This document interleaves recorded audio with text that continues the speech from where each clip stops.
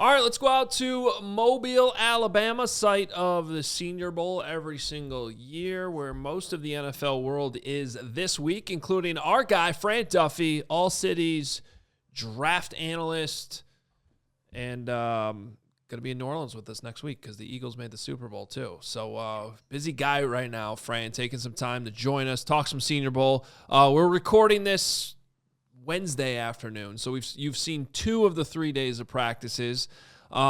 Just in general, any major takeaway from the first couple days?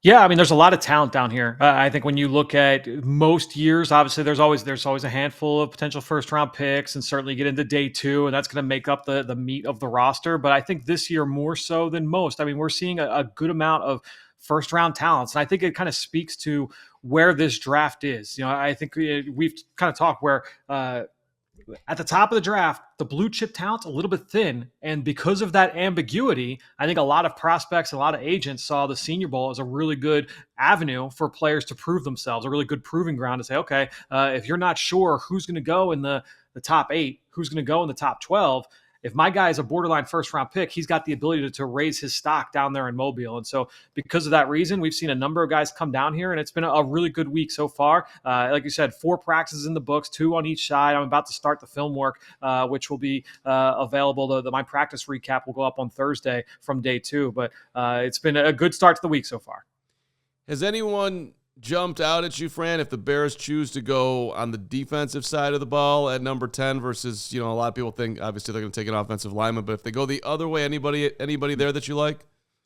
Yeah, if we're talking 10 overall, I think the player that honestly that stood out to me most from Tuesday's practice, from the first day of practice, was Walter Nolen, the defensive tackle from Ole Miss. And to me, when I watch Nolen, this is a player that has the ability to win with quickness. He's got that get off. He's got power, the ability to push the pocket. He's got strength, that ability to hold up at the point of attack and win consistently in the run game. He can win with effort in those plays late in the down. He's been extremely productive. He can win with his hands. And I just started checking all of these boxes.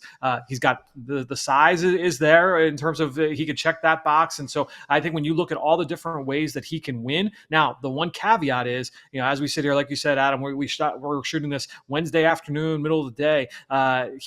He left the field on Wednesday with an injury, and no reports yet on the severity of that injury. Hopefully, knock on wood, it's nothing too bad. Probably going to be the rest of the week. I would imagine he's probably done here in Mobile, but hopefully there's nothing too serious there. And if that's the case and he's fine for Indianapolis for his pro day, I think you're looking at Walter Nolen as a guy that really helped himself through one plus practices, enough to say this guy's one of the best players in this class.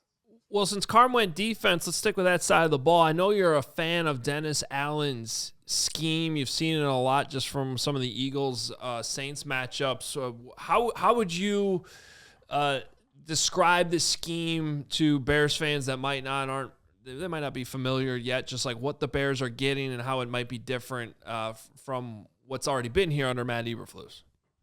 Yeah, guys, I love watching this scheme. It was always, the Eagles and the Saints, it felt like they played each other every single year. And I worked with the Eagles for 14 years. And so preparing for that team on a yearly basis, this was a group. When you look at Dennis Allen, number one, what I love is that there's a definite identity to a player that goes on a Dennis Allen defense. They play with a physicality and an attitude, a competitiveness, and that's the guys up front.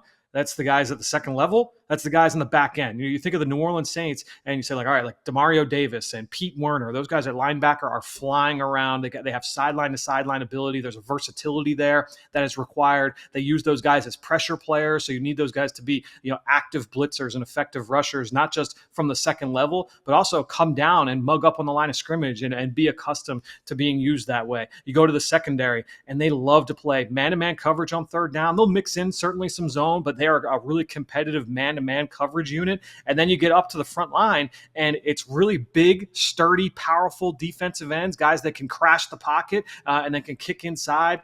But then also you have your mix of, the disruptive 3 techniques. I think of Sheldon Rankins when he first came into the NFL, but then you mix that with some nose tackles that are going to play those early downs, then come off the field. So then they can use the Demario Davises of the world to come up and be a part of the 4-man rush on third down. And so I feel really good about projecting the types of players that I think will fit into a Dennis Allen scheme. I love this hire for Chicago. Honestly, I feel like they hit that one out of the park. It was, to me, probably the best defensive coordinator option available for a team looking to fill that role.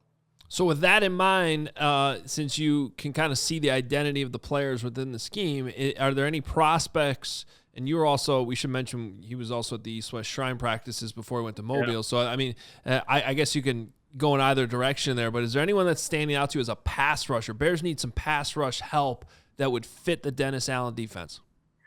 Yeah, I'm just looking at the rosters right now. I would say when you're looking at an edge rusher, again, you really want guys that have that size and that ability to kind of push the pocket. So you think back, they draft Cam Jordan when he was coming out of Cal and what he meant for that defense for so long. You look at they traded up 2 first-round picks to take Marcus Davenport out of UTSA. So they're not afraid to dip into the small school, right? But I think when you look at both those guys, they have some heft. They've got some power, certainly on the bigger side of defensive end. And one guy that stands out in that way, Shamar Stewart from Texas A&M. This is a guy that was a big-time recruit.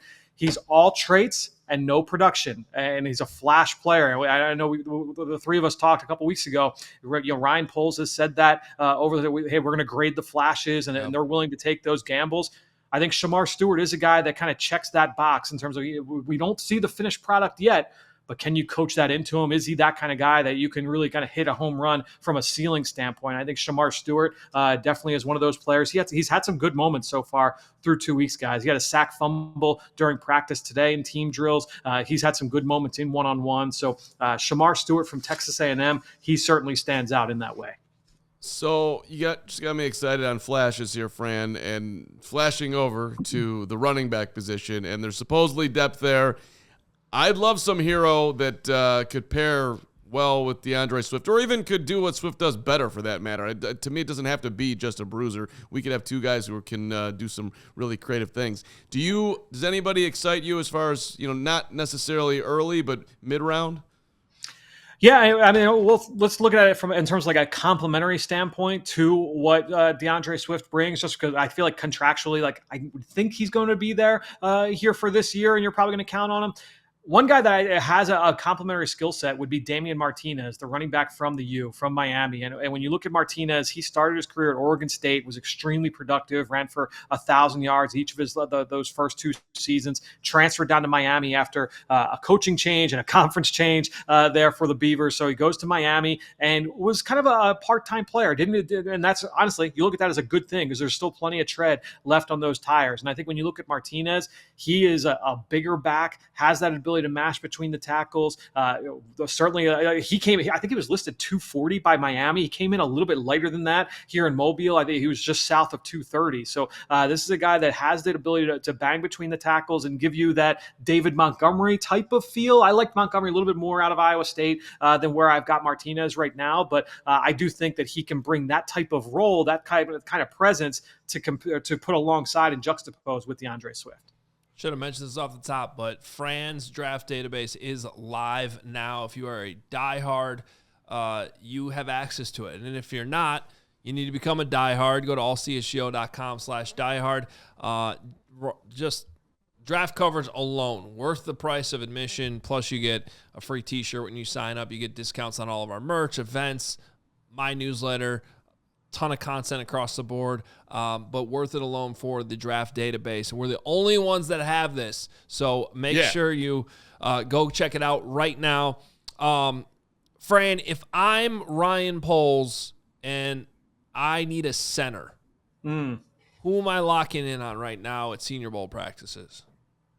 So I'm very interested to see who the offensive line coach is for the Chicago Bears. Because here's why I say this. I think when you look at Ben Johnson and that offensive line that he had in Detroit, that center was Frank Ragnow, who's a big bully at the point of attack. And those kind of centers can be hard to find. Oftentimes it's like, all right, this guy's a guard, and we're going to kind of move him inside. And in this class, I feel like most of the centers are more of your athletic movement types of centers and not necessarily those big bullies. That said, the one guy that I would keep an eye on as a potential fit there, he's on the American squad, and that is Jacob Bayer from Arkansas State. Now, this is a guy who's been there the last couple of years. He's had a solid start to the week. I know he had a pretty good day today in one-on-ones. I thought on Tuesday he looked strong as well. He's got really strong hands.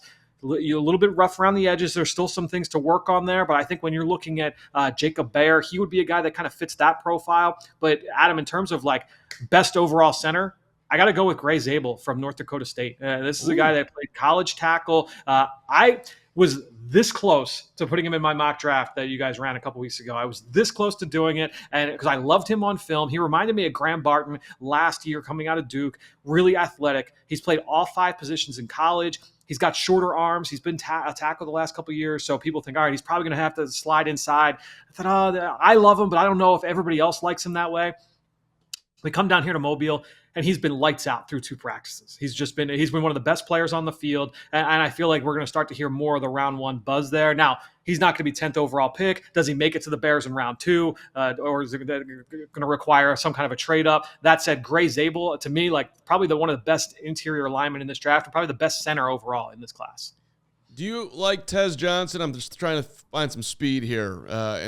This is a 150-pound receiver out of Oregon for people who don't know Tez, but he can run. And we need some speed on this roster over here, Fran. Well, and Ben Johnson seems to like his speed too. Yeah, well, Speed, 156 pounds. I'm interested to see, like, is that a turnoff for some people? And honestly, that's a big one for the combine. How he tests will be very, very important, because when you are that small, you have to test well. Like, he has to be a 4.3 guy. Because even if he is 4.42 at 156, that is not going to reflect well on a lot of like the analytical models, and in terms of trying to project that guy forward. And so I do think he's got some speed. I wonder if it's like truly elite speed. I do think at times when I watch him that he might be like quicker than fast and more of like a slot type guy. That said, he's had some nice plays this week. He's caught a couple shallow crosses where he's been able to take for nice gains. He's caught a nice deep over route from his quarterback, from Dylan Gabriel, here in Wednesday's practice. So he has been a factor. But that size is going to be an issue for some, and it'll just be a matter of when are you okay with making that call to draft him for your team. The internet was aflame that Dylan Gabriel, Oregon's quarterback, threw the ball 75 miles an hour. Is that true, Frank? Can you confirm that actually happened? That's like 15 miles faster than most dudes who have a cannon can throw the football. I made the joke with the guys from PHNX yesterday that it was like the Michael Scott scene in The Office where the car flew by the radar monitor. But to me, so here's the thing. Today, and I'm going to be writing about this tonight, I caught up with one of the lead people over with Zebra Technologies just to talk through exactly this and talk through the number, because it caught fire yesterday on social media on Tuesday. And it's a misrepresentation of that data, comparing it to other data points, because people are comparing it to the combine. Completely different drill, completely different way of measurement. The way that it's done here at the Senior Bowl and also at the Shrine Bowl and with teams around everyone that uses the Zebra technology, it's a chip in the ball that basically is able to tell the point of release. Basically, once the ball starts to rotate, because the ball's left the quarterback's hands, it like sends a signal. What is the speed at that point? And that is the number that they put out for Dylan Gabriel. People were comparing that to like the mile per hour from the combine. That's a completely different drill. Number one, those drills at the combine, they are done with those guys stationary, and they're throwing it at a wall, and it's done with a radar gun. So you're taking it through the air, not at the point of release. And then also with these practice plays, Dylan Gabriel, my guess is that was a play where it's like a play action rollout, and it's almost like he can crow hop into it, right? So there's obviously going to be a little bit more velocity on a play like that. So I think that those numbers kind of got taken out of context by Draft Twitter, and it went nuts on Tuesday. But it's something I will be writing about here tonight. So our diehard viewers and listeners can certainly keep an eye out for that here in the coming days. That's great insight. I mean, way to dig that up, because it definitely provides a lot of context. Well, look, the Bears, they have Caleb Williams. They're not going to be drafting a quarterback this year, at least not early. But people are always interested in the quarterbacks. So what are you seeing from the quarterbacks that you've had your eyes on over the last week or so? Yeah, I mean, I think there's a decent amount of talent here, and there's a lot of people saying like, all right, who's going to step up and be QB3, in this class? Everybody's talking about Cam Ward and Shedeur Sanders, and like you said, that those are not guys that are going to be on the Bears' radar. But I think when you look at a couple of the quarterbacks down here, Jackson Dart from Ole Miss, Jalen Milroe from Alabama. And then for me and for others that I've talked with, Tyler Shuck from Louisville is another one certainly to keep an eye on. And Shuck, he's got some similarities to Jared Goff. And honestly, that would be something where is that something that Ben Johnson would see when you get into like the early parts of day 3? Is that an area that you would want to address if you want to bring some competition in for Tyson Bagent? But I think when you're looking at that group, it's going to come down to like how do these guys perform, not just this week on the field, but how do they do in meetings. There was a lot written about how the quarterbacks for the American squad didn't look good early on in the week, and Jalen Milroe's missing players, and Jackson Dart errant throws. I will say, guys, that Tuesday practice for that American squad had zero juice. There was no energy. The guys were like going half speed through routes. And from what I understand, that was by design, where like the coaches kind of said like, all right, we're going to take this easy. And I hate that because you've got 3 practices to put these guys on display for the entire NFL. This isn't about trying to win the game on Sunday. Stop trying to do this walkthrough situation for these guys. We're trying to put their skill sets on display. But the practice today, a lot more juice. It looked better, but the timing was terrible with these quarterbacks on Tuesday. It made it tough for them to be able to consistently hit on a lot of these throws. And so I think we're going to see those guys improve throughout the course of the week of practice. All right, Fran, appreciate the insight. Again, we're going to be talking to Fran pretty much every week between now and the draft. That'll most likely include next week when we're in New Orleans. Looking forward to that again. Get the draft database available now if you are a CHGO diehard, allchgo.com/diehard. Thanks so much, Fran. Yep, talk to you guys next week. Thanks, Fran. We all silly like the mayor.